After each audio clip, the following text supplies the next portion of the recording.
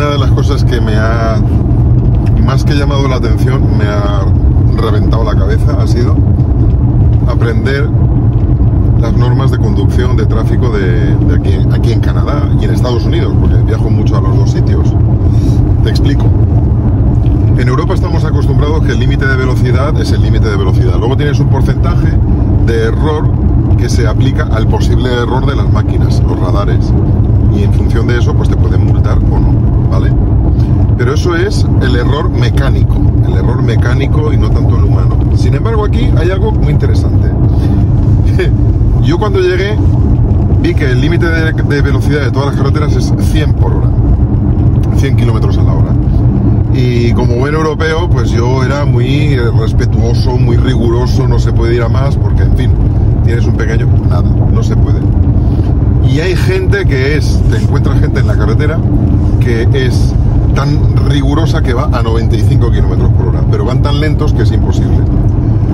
Y a mí siempre me decían, no, pero es que eso sí es cierto que la ley te dice que no puedes ir a más de 100, pero nadie va a más de 100, o sea, nadie va a 100, van a más, porque eso es una orientación. Y yo, pero ¿cómo va a ser una orientación si eso es una ley? No me lo creía hasta que viajando, llegando a Ontario, me encontré con una gran señal de tráfico en la carretera puesta por las autoridades que ponía: si vas a 120, la multa es tanto, a 140 la multa es tanto, a 160 o 150 la multa es tanto, y te ponían las cantidades de dinero. Y yo me quedé rascándome así la cara diciendo, o sea que si voy a menos de 120, no me multan. Y eso me llamó mucho la atención. ¿Cómo es posible que la ley diga que no puedes ir a más de 100 y los propios que hacen la ley te digan que te multan a partir de 120? Aquí es una incongruencia. Más aún todavía, cuando me saqué el carnet de moto, me decían los del auto, el instructor, la gente que estaba allí para hacerte el examen: cuando te incorporas a una autopista tienes que ir entre 95 y 105 kilómetros por hora. Y cuando estás haciendo el examen puedes ir a más de 100. Y yo decía, pero si la ley dice 100, no lo entiendo. Bueno, pues ahora sí lo entiendo. Resulta que somos seres humanos y hacemos las leyes imperfectas.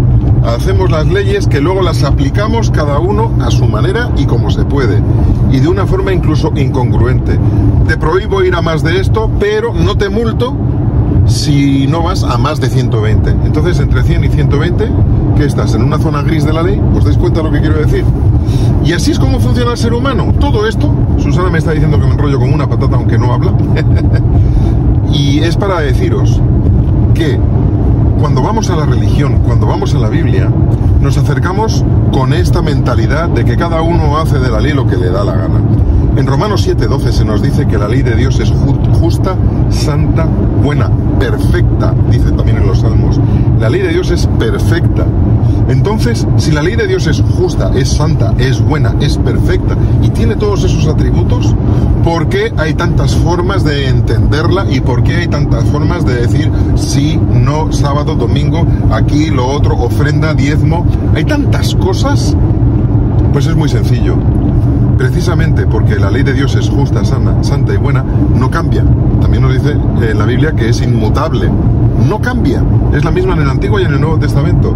Pero el problema viene cuando nosotros, seres humanos imperfectos, que hacemos leyes imperfectas e incongruentes, está prohibido ir a más de 100, pero puedes ir hasta 120, intentamos vivir según la ley de Dios. ¿Qué es lo que ocurre? Caos. Así que yo cada vez juzgo menos a la gente que no piensa como yo, pero que se basan en la misma Biblia en la que yo creo. Y el Señor es el único que, según la conciencia, nos dicta y nos dice cómo tenemos que vivir. Yo comparto lo que creo, pero nunca obligo a otros a interpretar la ley según lo que yo creo. Te invito a que seas una persona que tenga esa misma orientación, que no seas intolerante, que respetes a los que van a 95 y a los que van a 115, porque en definitiva es Dios el que juzga.